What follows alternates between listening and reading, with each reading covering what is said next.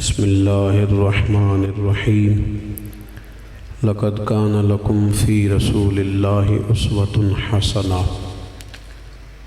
صدق اللہ العظیم وصدق رسولہ النبی الکریم الامین ونحن علی ذلک لمن الشاہدین والشاکرین والحمد للہ رب العالمین ان اللہ وملائکتہ یصلون علی النبی یا ایہا الذین آمنوا صلوا علیہ وسلموا تسلیما الصلاۃ والسلام علیک یا سیدی یا رسول اللہ وعلی آلک واصحابک یا سیدی یا حبیب اللہ الصلاۃ والسلام علیک یا سیدی یا نبی اللہ وعلى آلک واصحابک یا سیدی یا رحمۃ للعالمین۔ تمام تعریفیں حمد و ثنا اللہ تعالیٰ جل مجدہ الکریم کے لیے، اور درود و سلام نبی اکرم نور مجسم شفیع معظم آقا کل ختم رسول دانائے سبل احمد مجتبیٰ جناب حضرت محمد مصطفیٰ صلی اللہ تعالیٰ علیہ وسلم کی ذات والا صفات کے لیے حمد و صلات کے بعد بڑی خوبصورت پروقار یہ تقریب ہے محفل میلاد مصطفیٰ صلی اللہ تعالیٰ علیہ وسلم کا ایمانی اور روحانی عنوان اس کو دیا گیا ہے۔ اللہ کریم اہتمام کرنے والوں، کوشش کرنے والوں، صحیح کرنے والوں اور تشریف لانے والوں، حاضر ہونے والوں سب کو بہترین جزا عطا فرمائے۔ اللہ تعالیٰ نے قرآن مجید میں ارشاد فرمایا ہے کہ لَقَدْ كَانَ لَكُمْ فِي رَسُولِ اللَّهِ أُسْوَةٌ حَسَنَةٌ، فرمایا بے شک تمہارے لیے رسول اللہ صلی اللہ علیہ وسلم کی زندگی میں بہترین نمونہ ہے۔ حضور سید عالم علیہ السلام کی زندگی ایسی کامل ہے، ایسی مکمل ہے اور جاذبیت والی ہے۔ محبوب کریم علیہ السلام کی سیرت مقدسہ میں اللہ تعالیٰ نے ایسی کشش رکھی ہے کہ جو محبوب کو پڑھتا ہے یا حضور کی باتیں سنتا ہے وہ دروازہ رسول کا گدا بنتا جاتا ہے۔ میرے عزیز دوستو، ہم جو لوگ ہیں، ہمارے ہاں ڈھیر سارے ایسے لوگ ہوتے ہیں جو ساری زندگی تعین نہیں کر پاتے کہ میرا مقصد حیات کیا ہے، اور اگر کبھی کوئی مقصد لوگ بناتے بھی ہیں تو وہ اتنا محدود بنا لیتے ہیں کہ اس مقصد کے ہوتے ہوئے بھی وہ اپنے آپ کو بیکار اور ناکام سمجھتے ہیں۔ کسی شخص نے مقصد بنا لیا ہے کہ مجھے پیسے اکٹھے کرنے ہیں، ہو گئے پیسے جمع، لاکھوں کروڑوں مل گئے، اب کیا کرے جی؟ اب اس کا جو اگلا مرحلہ ہے وہ اس کے پاس ہے ہی نہیں۔ پیسے آ جانے کے بعد پھر لوگ چور دروازے تلاش کرتے ہیں کہ میں کس طرح مشہور ہو جاؤں، کسی طرح سیاسی ہو جاؤں، کسی طرح کوئی اقتدار میرے ہاتھ لگ جائے، کیونکہ مقصود بڑا چھوٹا سا تھا۔ کچھ لوگ مقصد بناتے ہیں میں نے مشہور ہونا ہے، شہرت حاصل کرنی، ہو گئی شہرت، اب کوئی اس سے فائدہ نہیں لے سکے، کوئی نفع نہیں لے سکے۔ میں بہت سارے ایسے مشہور لوگوں کو جانتا ہوں جو اب چھپنے کے لیے جگہ تلاش کرتے ہیں، جو کہتے ہیں کہ کہیں مجھے موقع ملے تاکہ میں کونے میں بیٹھ سکوں۔ کوئی ایسا بھرپور مقصود نہیں۔ کچھ لوگوں کا مقصد اقتدار ہے، اور ہمارے زمانے کا اقتدار ہے، اگر فقط اقتدار سے مقصود اقتدار ہو، خدمت نہ ہو، تو پھر تو یہ حال بھی بہت سارے لوگوں کا ہم نے دیکھا ہے کہ اپوزیشن مضبوط ہوتی ہے، حکومت کمزور ہوتی ہے۔ اپوزیشن نے تو فقط اعتراض کرنا ہے، حکومت نے کام کرنا ہے۔ نبی کریم علیہ السلام کا جو اسوہ مبارکہ ہے نا، حضور کا جو مقدس ہمارے لیے اسوہ ہے، وہ ہمیں بڑے مقاصد کی بات بتا، بڑے بڑے مقصد زندگی میں، بڑے بڑے مقصد۔ نبی کریم علیہ الصلوۃ والسلام کے صحابہ اور اہل بیت کو جب ہم دیکھتے ہیں تو ان لوگوں نے بڑے بڑے انقلاب برپا کر دی، بڑے مقاصد کی بات کرتے تھے وہ لوگ، چھوٹی موٹی بات نہیں۔ ہمارے ہاں دائرہ کار بڑا محدود ہے، بعض لوگ بھی بڑی محدود اور بڑی چھوٹی باتیں کرتے ہیں۔ مثلا اب یہ کتنی بڑی بات ہے کہ کوئی آدمی کسی کو دیندار سمجھے، نبی پاک علیہ السلام کے مصلی پہ بیٹھا سمجھے، کتنا بڑا اس نے درجہ دیا۔ اس نے کہا یار یہ دیکھو، یہ حضور علیہ السلام کے دین کا پیغام دینے، کتنا بڑا اس کو درجہ دیا گیا تھا، تو اس بندے کو کتنا بڑا مقصد اس کے سامنے ہونا چاہیے تھا کہ میں نے دین کا کام کرنا ہے، کیونکہ لوگوں نے اسے ایک بڑا درجہ دیا ہے۔ لیکن اگر وہ ذہن یہ بنا لے کہ میں ذرا دیکھوں جو آنے والا ہے وہ کشاپر لے کے آیا ہے کہ نہیں، اگر اس کا یہ ذہن بن جائے کہ میں نے کہیں جانا ہے تو کچھ 40,000 ملے گا کہ نہیں، تو اتنی بڑی تیری حیثیت اللہ نے بنائی ہے اور تو نے بند کہاں کر لیا اپنے آپ۔ علماء انبیاء کے وارث ہیں، تجھے تو بہت بڑی بات کرنی چاہیے تھی، اور تو کہاں بند ہو گیا چند ہزار میں۔ بڑے مقاصد جو ہوتے ہیں نا، بڑے مقاصد زندگی میں، حضور کا اسوہ مبارکہ ہمیں بڑے مقاصد کی بات بتاتا ہے۔ ہم چونکہ احادیث کو روز سنتے ہیں، روز پڑھتے ہیں، تو ہم اس طرح سے اس کی گہرائی میں اترتے نہیں جیسے ہمیں اترنا چاہیے۔ حضور کا ہر فرمان ایک مقصد کی بات کرتا ہے، ہر فرمان۔ چلیں جن لوگوں کو بڑا سادہ سا مختصر جملوں میں احادیث یاد ہیں، چند باتیں تو نے بھی حضور کی یقیناً یاد ہوں گی۔ نبی کریم نے فرمایا ہے تم میں سے بہترین وہ ہے جو لوگوں کے حق میں بہتر ہے۔ آپ اس پر پورا غور کریں، اللہ آپ کو جزائے خیر دے، برکت فرمائے۔ تشریف رکھیں، محبت سے جی، محبت سے پیش ہے، پیار سے جی، اللہ آپ کو سلامت رکھے، برکات عطا فرمائے، خوش رکھے۔ آپ سارے موبائل ضرور چلائیں، لیکن صرف موبائل ہی نہ چلائیں، تھوڑی ہماری بھی بات سنیں۔ اللہ تعالیٰ آپ کو خوش رکھے۔ تھوڑی سی میری بات پر آپ توجہ دیں گے تو مجھے بات کرنے میں آسانی ہوگی۔ میں نے چند ایک گزارشات آپ سے کرنی۔ حضور نے فرمایا تم میں سے بہتر وہ ہے جو لوگوں کے حق میں۔ اب یہ ایک جملہ حدیث پاک اگر ہم صحیح طرح اپنی زندگی میں نافذ کر لینا، اتنا ہی، یار میں نے بہتر بننا ہے، اپنے بچوں کے حق میں بھی، بہن بھائیوں کے حق میں بھی، بیوی اور سسرال کے حق میں بھی، ننیال اور ددیال کے حق میں بھی، میں نے ان کا کوئی نہ کوئی نفع کرنا ہے۔ یہ حضور کی ایک حدیث انسان کو اتنا بڑا مقصد دے دیتی ہے نا، ساری زندگی بندہ لگا سکتا ہے، ساری زندگی اور با مقصد زندگی ہو جاتی ہے۔ جب زندگی با مقصد ہوتی ہے پھر بندہ بور بھی نہیں ہوتا، پریشان بھی نہیں ہوتا، تنگ بھی نہیں ہوتا۔ کہ بے مقصد بے فائدہ کام، ایک ہے با مقصد۔ حضرت عثمان غنی رضی اللہ تعالیٰ عنہ فرماتے ہیں کہ حضرت عمر فاروق رضی اللہ تعالیٰ عنہ کا دور مبارک تھا، دوپہر تھی اور گرمی بہت زیادہ تھی، لوگ اپنے اپنے گھروں میں آرام کر رہے تھے۔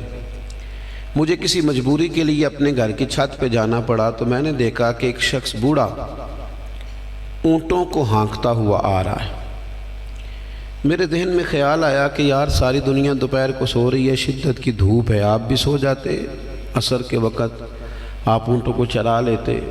یہ کون ہے جو اس وقت بھی؟ کہتے میں کچھ دیر رک گیا، لیکن جیسے ہی وہ میرے قریب آئے، وہ کوئی عام آدمی تو نہیں، وہ تو حضرت عمر فاروق ہے رضی اللہ تعالیٰ عنہ۔ آپ فرماتے ہیں کہ میں جھٹ سے سیڑھیوں سے نیچے اترا اور میں نے جناب عمر سے عرض کی کہ حضور اس وقت آپ؟ فرمانے لگے یہ مال غنیمت کے 2 اونٹ بھاگ گئے تھے، انہیں پکڑنے گیا تھا۔ میں نے عرض کی حضور کسی غلام سے کہہ دیتے۔ فرمانے لگے مسلمانوں کے مال کی حفاظت کی ذمہ داری میری ہے، غلام کی تو نہیں نا۔ اب ایک مقصد ہے نا کہ میں نے ایک ڈیوٹی کرنی ہے، میں نے خدمت کرنی ہے۔ میں طالب علموں سے کہتا ہوں، علماء سے نہیں، طلباء سے میں کہتا ہوں آپ سارا دن کیوں شکوہ کرتے ہیں؟ آپ کمیٹی کی مسجد سمجھ کے اس کی خدمت نہ کریں، اللہ کا گھر سمجھ کے کریں۔ مسجد کمیٹی کی نہیں ہوتی، مسجد اللہ تعالیٰ کا گھر ہوتی۔ اللہ کا گھر جان کر آپ اس کی خدمت کریں گے تو آسانی ملے گی۔ میری بات پر توجہ کریں جی، بیٹھ جاؤ بیٹا، اللہ آپ کو خوش رکھے۔ تو اپنی زندگی میں بامقصد کام جب ہم کرتے ہیں تو پھر تھوڑی سی سکون محسوس کرتے ہیں۔ اسی طرح سے نبی کریم علیہ السلام کا ایک تو یہ فرمان ہمیں مقصد بتاتا ہے، ایک دوسری بات سنیں۔ حضور علیہ السلام نے فرمایا، اچھا میں یہ سمجھتا ہوں کہ نبی پاک علیہ السلام کی اس ایک حدیث پر عمل کر لیا جائے نا، جو ہم سب کو آتی بھی ہے، تو سارے ملک میں سکون ہو جائے، سارے گھروں میں قرار آ جائے، سارے خاندانوں میں خوبصورتی آ جائے۔ حضور علیہ السلام نے فرمایا، تم میں سے کوئی اس وقت تک مومن نہیں ہو سکتا جب تک اپنے بھائی کے لیے بھی وہی پسند نہ کرے جو اپنے لیے پسند کرتا ہے۔ آتی ہے نا سب کو حدیث پاک؟ ہاں نہ تو کرو نا، چلو جس کو نہیں بھی آتی تھی اس نے ابھی سن تو لی ہے نا۔ حضور نے فرمایا، تم میں سے کوئی اتنی دیر تک مومن ہو سکتا جب تک وہ جو اپنے لیے پسند کرتا ہے وہی اپنے بھائی کے لیے بھی، حدیث ہے نا، آپ نے سنی ہوئی ہے نا، ایسے ہی ہے، ایسا ہوتا بھی ہے کہ ہم جو اپنے لیے پسند کرتے ہیں وہی بھائی کے لیے بھی کرتے ہیں، ہوتا ہے ایسے۔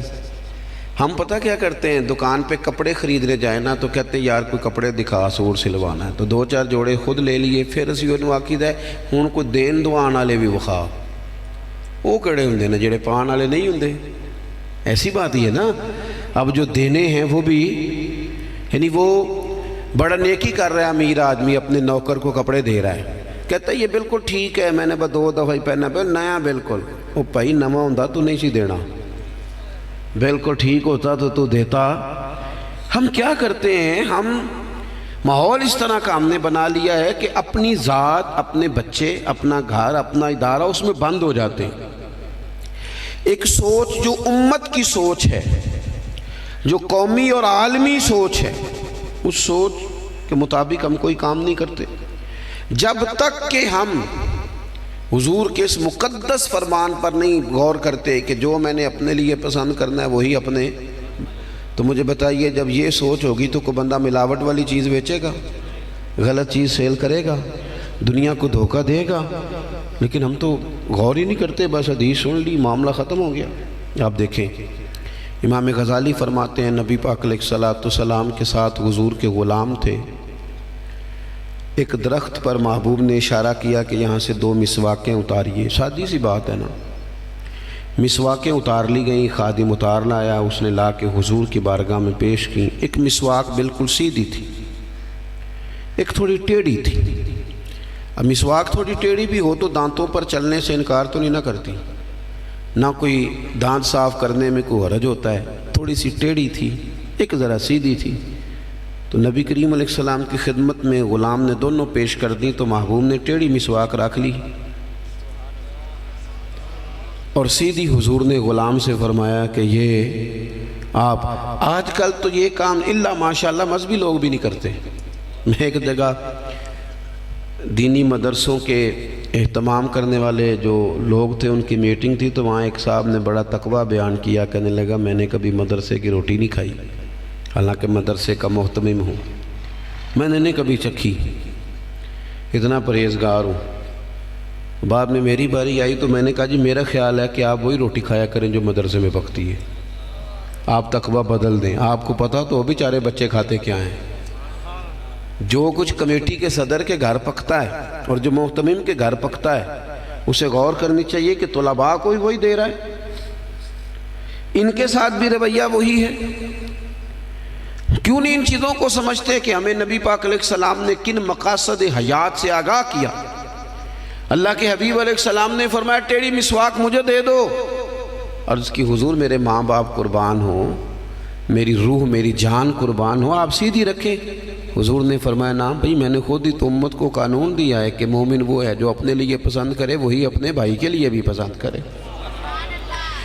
اخلاقاً ایک بات اپنے دل سے پوچھیں، میں اپنے آپ سے پوچھوں، کیا ہمارا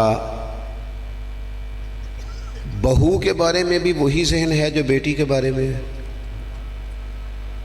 وہ ساری گنجائشیں، وہ ساری معافیاں جو بیٹی کو ملتی ہیں اور نہیں ابھی بچی ہے تو نہیں ابھی چھوٹی ہے تو نہیں ہم نے ابھی کام کرائے نہیں تو نہیں ابھی مطلب اس پر کوئی بوجھ ڈالا نہیں تھا تو نہیں ذرا یہاں ماحول اور تھا. یہ جتنی کہانیاں بیٹی کے حق میں یاد ہوتی ہیں. مومن تو وہ ہے نا جو اپنے لیے پسند کرے وہی اپنے. تو یہ ساری کہانیاں بہو کے حق میں کیوں نہیں یاد آتی؟ یہ کیوں نہیں یاد آتی؟ یہ جو ہم اپنے داماد کو مشورہ دے رہے ہوتے ہیں کہ چل پتر غصہ نہ کر، آہستہ آہستہ ٹھیک ہو جائے گی، تو یہ والا مشورہ اپنے بیٹے کو کیوں نہیں دیتے بہو کے حق میں؟ خدا کے بندو، جب مومن کے اعلیٰ اخلاق ہوتے ہیں، اس کے مقاصد حیات بڑے ہوتے ہیں، وہ چھوٹی چھوٹی کچی کچی کمزور باتیں نہیں کرتا، خود غرض زندگی نہیں گزارتا. اس کا یہ سٹیٹس ہی نہیں ہوتا کہ بس اپنی ذات سے شروع ہو اور اپنی ذات پر وہ ختم ہو جائے. وہ بڑی باتیں کرتا ہے، بڑے خیالات کا مالک ہوتا ہے، بڑے حوصلے ہوتے ہیں اس کے، اس کا ظرف بڑا ہوتا ہے، اس کی سوچ بڑی ہوتی ہے، اس کا مزاج بڑا ہوتا ہے. تو اپنی زندگی کے اندر حضرت بایزید بسطامی رحمۃ اللہ علیہ کا ایک یہودی پڑوسی تھا اور مخالف بھی بڑا تھا. ساری زندگی اس نے حضرت بایزید کی مخالفت کی. کچھ لوگوں کو پتہ ہوتا ہے کہ جس کی میں مخالفت کر رہا ہوں بندہ ٹھیک ہے، پر اندر کے حسد کا کیا کچھ نہیں جا سکتا. ساری زندگی حسد کرتے، اس نے بھی کیا اور بڑی غلط باتیں پھیلائیں. اس سے کوئی غلطی ہو گئی، اس یہودی سے جو یہودیوں کا عالم تھا، اس سے کوئی غلطی ہو گئی. یہودی اس سے ناراض ہو گئے، حالات اس کے خراب ہو گئے. اتنا غریب ہو گیا کہ وہ چراغ جلانے کو بھی پیسے کوئی نہیں. بچہ تھا چھوٹا سا، وہ اندھیرے میں ڈرتا تھا، روتا تھا. حضرت بایزید بسطامی گھر آئے تو اپنی گھر والی سے پوچھنے لگے، کل بھی میں نے نوٹ کیا یہ بچہ روتا ہے، آج بھی نوٹ کیا. تو کہنے لگی، وہ جو گھر والوں سے پوچھا جو بھی گھر میں موجود تھا، انہوں نے کہا جناب وہ غربت ہے، آپ کو پتہ ہے اس کے حالات بڑے کمزور ہو گئے ہیں، تو بچہ اندھیرے سے ڈرتا ہے، چراغ جلانے کو تیل کوئی نہیں، پیسے کوئی نہیں، دشمن ہے، ساری زندگی مخالفت کی. حضرت بایزید نے چراغ میں بتی بھی ڈالی، تیل بھی ڈالا، اس کے دروازے پہ دستک دی. وہ یہودی باہر آیا، آ کر کے آپ کی طرف دیکھا تو آپ نے نا اس کے بولنے سے پہلے فرمایا کہ پوری گلی اور چوک دیکھ لے، بندہ کوئی دیکھ نہیں رہا، اور تو مجھے جانتا ہے میں جھوٹ نہیں بولتا، میں بتاؤں گا بھی کسی کو نہیں. یہ تو چراغ رکھ لے تاکہ تیرا بچہ سو جائے، آرام سے وہ لیٹ جائے، میں کسی سے ذکر نہیں کروں گا، تیرا میرا راز رہے گا، اور میں نے رات کو میں آیا ہوں دیکھ بھی کوئی نہیں رہا. وہ یہودی کہتا ہے بولنے کی طاقت ہی کوئی نہ رہی. ہم تو دشمن کو بھی پاکیزہ سزا دیتے ہیں، ہم تو دشمن کو بھی پاکیزہ سزا دیتے ہیں. وہ اندر چلا گیا چراغ لے کے، رات بھر بچہ سویا رہا. دوسرا دن پھر ہوا، شام تھوڑی سی گہری ہوئی، لوگ اپنے اپنے گھروں میں سوئے، بچہ ڈرتا تھا اندھیرے سے. حضرت بایزید نے پھر چراغ میں تیل ڈالا، بتی ڈالی، دروازے پہ دستک دی. جب وہ باہر آیا تو فرمانے لگے، تو دیکھ رہا ہے کہ کوئی بندہ موجود نہیں، اور تجھے پتہ ہے میں جھوٹ بھی نہیں بولتا، کسی کو بتاؤں گا نہیں، یا یہ لے جا تیرا بچہ سو جائے. اس نے مخالفت کی ہے ساری زندگی، اس کو دے دیا، اس کا بچہ سو گیا. تیسرا دن پھر ہوا، وہی وقت، وہی انداز، وہی باتیں. دستک دے کے کہا کوئی شخص نہیں دیکھ رہا، چراغ لے لے، بتاؤں گا بھی کسی کو نہیں، اور تجھے پتہ ہے میں جھوٹ نہیں بولتا. وہ چراغ آپ بڑھا کے دروازہ بند کرنے لگے تھے کہ وہ یہودی زور زور سے چلایا، کہنے لگا باہر آؤ بھی سارے مسلمانوں، نکلو بھی یہودیوں سارے باہر. لوگ سارے باہر گلیوں میں آ گئے. کہنے لگے یہ بایزید بسطامی ہے، میں نے ساری زندگی جھوٹے الزامات لگائے، آج جب میری حالت یہ ہے کہ میرے اپنوں سے مجھے کوئی پوچھنے نہیں آتا، اس شخص سے میرے بچے کا رونا نہیں دیکھا گیا، یہ تڑپ گیا ہے کہ کسی کا بچہ کیوں روئے. یہ روز مجھے چراغ جلا کے دے جاتا ہے، گھر میں میرے روشنی ہو جاتی ہے، بچہ میرا سو جاتا ہے، پر میں ساری رات نہیں سوتا. میں آج تم سب کو گواہ بنا کے کہتا ہوں، جو میں نے ان کے بارے میں زندگی بھر کہا وہ سارا غلط تھا. اور یہ بھی تمہیں بتاتا ہوں کہ پہلے میں نے دین اسلام سنا تھا، 3 دن ہو گئے میں دین کو دیکھ رہا ہوں. پہلے سنا تھا، میں دیکھ رہا ہوں. کہنے لگا میں تم سب کو گواہ بنا کے کہتا ہوں کہ بایزید بھی سچے ہیں، بایزید کا دین بھی سچا ہے، اور جس رسول کا یہ کلمہ پڑھتے ہیں وہ رسول بھی سچے ہیں۔ اس نے کلمہ پڑھا اور مسلمان ہو گیا۔ ہمارا یہ حال ہے کہ سگا بھائی کہتا ہے کہ مجھے کارنر والا پلاٹ چاہیے، وہ پھر ساری باتیں یاد آ جاتی ہیں اس کو، کہتا ہے کارنر والا چاہیے چونکہ کام تو پہلا میں لگا سا، کمائی تو پہلے میں نے کی تھی، لہذا چھوٹا بھائی جو ہے وہ تو دیر سے آیا تھا تو اس کا تو حق ہی نہیں بنتا، وہ پیچھے جائے، اور کارنر والا پلاٹ یہ زیادہ دیر نہیں لگے گی، 20-25 سال گزریں گے۔ اس طرح آپ والد کو پریشان کر رہے ہیں، اس طرح آپ کے بچے آپ کو کریں گے، خدا نہ کرے۔ وہ بھی کہیں گے ابا یہ کارنر والا میرا ہے، تو کدھر سے آ گیا؟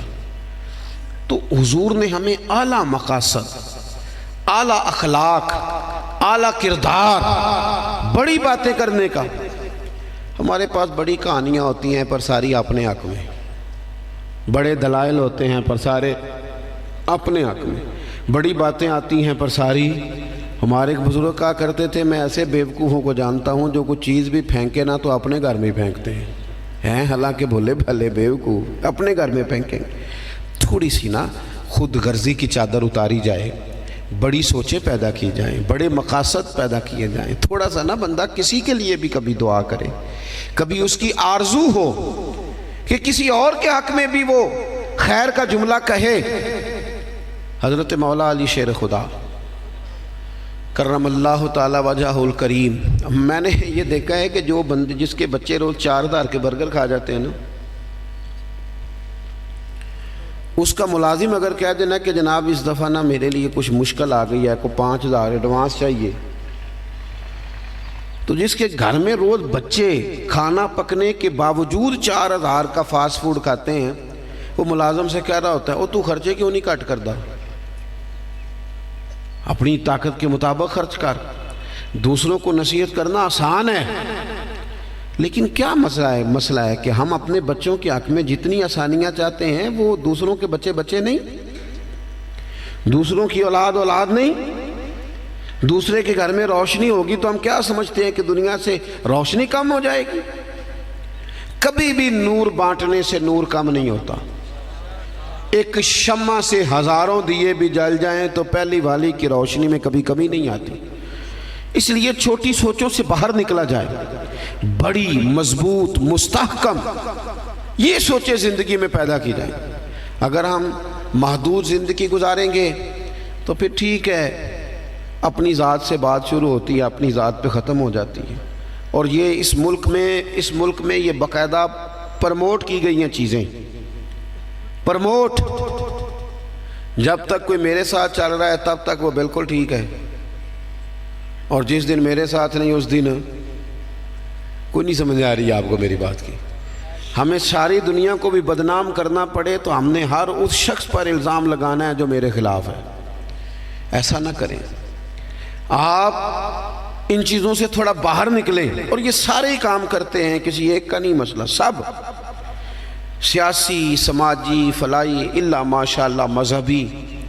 جو میرے ساتھ ہے وہ ٹھیک ہے، جو میرے ساتھ نہیں بندہ ہی ٹھیک نہیں، سرے سے بات ہی ختم ہو گئی۔ او خدا کے بندو، یہ دعویٰ صرف نبیوں کو سجتا ہے، صرف رسولوں کو سجتا ہے، باقی کوئی شخص یہ دعویٰ کرے تو دعویٰ اس کا 100% غلط۔ تو اپنی زندگی کے اندر ان باتوں پر ضرور غور کریں کہ اعلیٰ حضرت مولا علی شیر خدا کرم اللہ تعالی وجہ الکریم گھر سے نکلے، اپنے غلام سے کہنے لگے آج ذرا خریداری کرنے چلے، بازار تشریف لے گئے، وہاں سے 2 سوٹ خریدے، ایک ذرا کم قیمت کا تھا، ایک ذرا زیادہ قیمت کا تھا۔ اب وہ خرید کے دونوں تھیلے میں ڈال لیے۔ آپ کا خادم کہتا ہے میں سمجھ گیا جو مہنگا ہے وہ آقا کا ہے اور جو سستا ہے وہ غلام کا ہے۔ کہتے لے کے واپس آئے، وہ چوک آ گیا، وہ جگہ آ گئی جہاں سے حضرت مولا علی نے اپنے کاشانہ نور پہ جانا تھا اور میں نے اپنے گھر جانا تھا۔ کہتے ہیں حضرت مولا کائنات فرمانے لگے ذرا میرے والا جوڑا مجھے دینا۔ کہتے میں نے وہ مہنگا والا نکال کے حضرت علی کو پیش کیا تو فرمانے لگے یہ نہیں میرا تو وہ دوسرا ہے۔ مجھے بتائیں کہ روب کپڑوں کا ہوتا ہے کہ کردار کا؟ بولیے ہاں 10 لاکھ کا جوتا ہو اور 20 لاکھ کا جوڑا ہو اور 1.5 کروڑ کی پجارو ہو اور جناب 20 کروڑ کا گھر ہو پر پیسے ہوں کرپشن کے، تو لوگ کوٹھی کے دروازے پہ کھڑے ہو کے کہہ دیتے ہیں غلط مال ہے اس کے پاس، بندہ ٹھیک نہیں، جوتے ٹوٹے ہوئے ہوں، کرسی اور میز پرانا ہو، چھوٹا سا افسر ہو لیکن دیانتدار ہو، تو بڑے بڑے مالدار بھی دروازے پہ کھڑے ہو کے کہتے ہیں یار بندہ بڑا کھرا ہے، نہ پیسے پکڑتا ہے نہ کسی کی سفارش مانتا ہے۔ ہمارے شہر میں حاجی ابو داؤد محمد صادق صاحب رحمۃ اللہ علیہ بزرگ تھے، تو میں نے بڑی پجاروں سے اترنے والا پیر بھی نا بڑی پجاروں سے ملنے آیا، وہ پہلے چین والی گھڑی اتارتا تھا، پھر اپنی داڑھی دیکھتا تھا، پھر اپنا لیول تو حاجی صاحب سادے سے بندے، تو بات سمجھ میں آتی تھی کہ روب کپڑوں کا نہیں ہوتا، روب تو کردار کا ہوتا ہے۔ اگر کردار مضبوط ہے تو کپڑے سادے بھی ہوں تو گزارا ہو جاتا ہے، لیکن کردار کچھ بھی نہ ہو، لوگ پیسوں کے زور پر، دولت کے زور پر، مال کے زور پر، بلکہ بعض لوگ تو ایسے ہیں جو خوشامدیوں کے زور پر اپنے دائیں بائیں ادھر ادھر جو ان کے وظیفہ خار نمک خار خوشامد پسند ہے ان کے زور پر اپنے آپ کو منوانا چاہتے ہیں۔ کردار اصل ہے، کردار حسن ہے، کردار رعنائی ہے۔ آپ ہمیشہ تب بڑے ہوں گے جب آپ کے اخلاق میں، معاملات میں، لین دین میں صفائی ہوگی، پھر لوگ آپ کو بڑا جانیں گے۔ حضرت مولا علی شیر خدا کرم اللہ تعالی وجہہ الکریم، اس سے کہا یہ نہیں میرا تو دوسرا ہے، تو کہا ٹھیک ہے جناب دوسرا ہے، تو حضور آپ آقا ہیں، آپ کا کیسے دوسرا ہے، آپ کا تو یہ ہے۔ حضرت علی کہنے لگے نہیں وہ جو سستا، میری بات کی سمجھ آ رہی ہے آپ کو، وہ جو سستا جوڑا ہے نا وہ مجھے دو۔ تو اس نے نا ایک دلیل پیش کی آپ کے غلام نے، کہنے لگا حضور آپ نا مہنگے والا رکھیں، کیوں؟ آپ آقا ہیں اور میں سستا پہنتا ہوں کیونکہ میں غلام ہوں۔ تو حضرت علی کہنے لگے دلیل ہی قائم کرنی ہے نا تو میرے والی کر لے، تو مجھے سستا دے دینا کیونکہ میں بوڑھا ہوں، اور تو مہنگا پہن لے چونکہ تو جوان ہے۔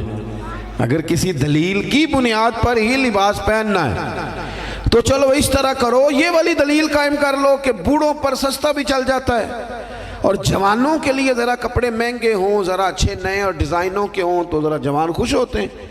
تو تھوڑے سے نا بڑا دل ہو، ذرا بڑا ظرف ہو، ذرا حوصلہ بڑا ہو، ذرا سوچ بڑی ہو، ذرا انسان کا معیار بڑا ہو۔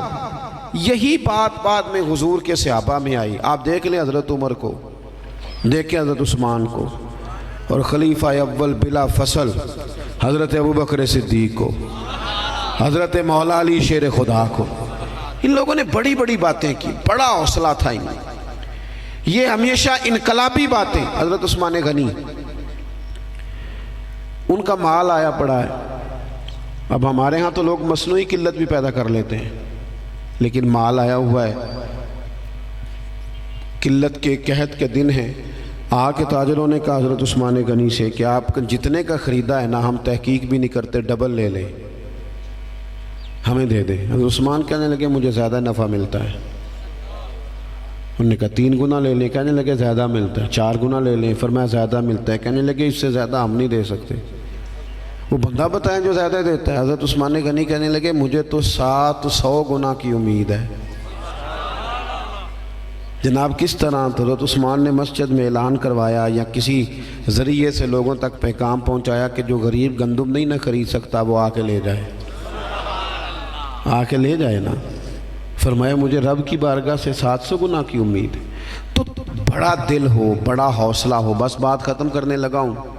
حضور کی جو اولاد پاک ہے اس کا بھی یہی مزاج ہے، زندگی بھر سخاوتیں، لوگوں پر محبتیں، ان لوگوں کا درگزر، ان لوگوں کا اپنے لیے نہیں، انہوں نے جب بھی سوچا نبی کریم کی ساری امت کے لیے سوچا۔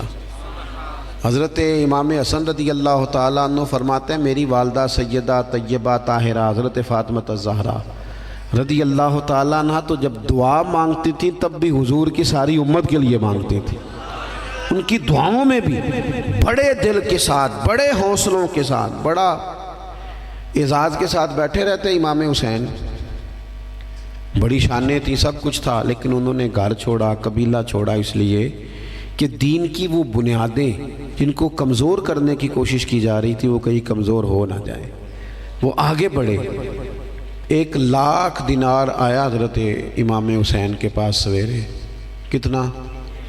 چلو آپس وچ گل کرنے ہاں، آپس وچ 1,00,000 روپیہ کول ہوئے تے مسیتے دینے پੈ جاندے، کنے دئی دینے وچوں؟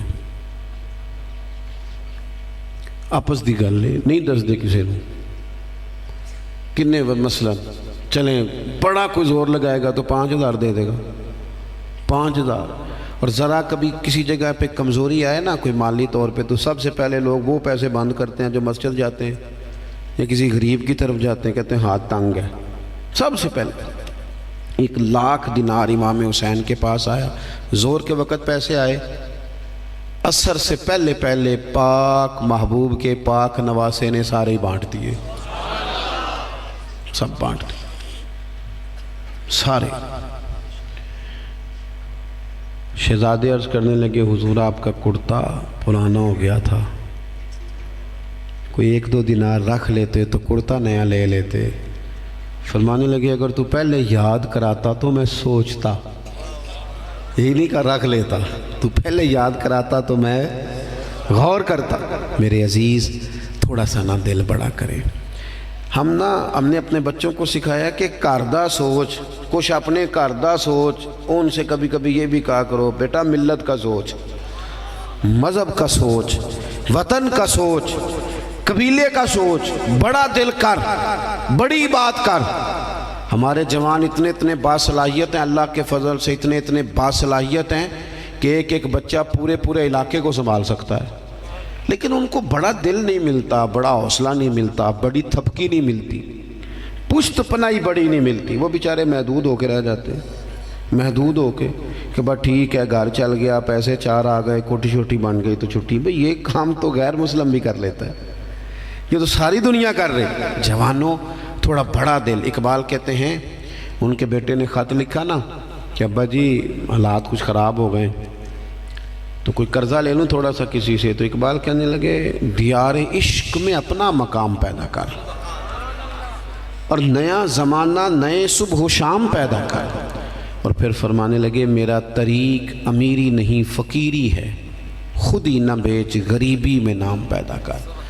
تو آج کی ساری گفتگو کا ما حاصل اور لب لباب یہ ہے کہ ہم نے اپنے لیے نہیں صرف جینا، ہم نے دل بھی بڑا رکھنا ہے، ذہن بھی بڑا رکھنا ہے۔ کیا کہا تھا حضرت بلے شاہ نے؟ دنیا آوے دنیا، گلی نہیں، محلہ نہیں، علاقہ نہیں، ملک نہیں، دنیا آوے کھا جاوے راضی ہووے بلا۔ دنیا آوے تے کھا جاوے تے راضی ہووے، اس طرح کا ذوق بنائیں، پھر دیکھیں لطف کتنا آتا ہے۔ پھر میں دعا کرتا ہوں جن احباب نے اتنی خوبصورت محفل سجائے، ماشاءاللہ اتنے سارے لوگ آئے، آج چھٹی بھی نہیں ہے، پھر بھی دوپہر کے وقت میں اللہ تعالیٰ آپ کو بہترین صلہ عطا فرمائے اور ہماری حاضری کو مالک اپنی بارگاہ میں قبول کرے۔ آخر دعویٰ الحمدللہ۔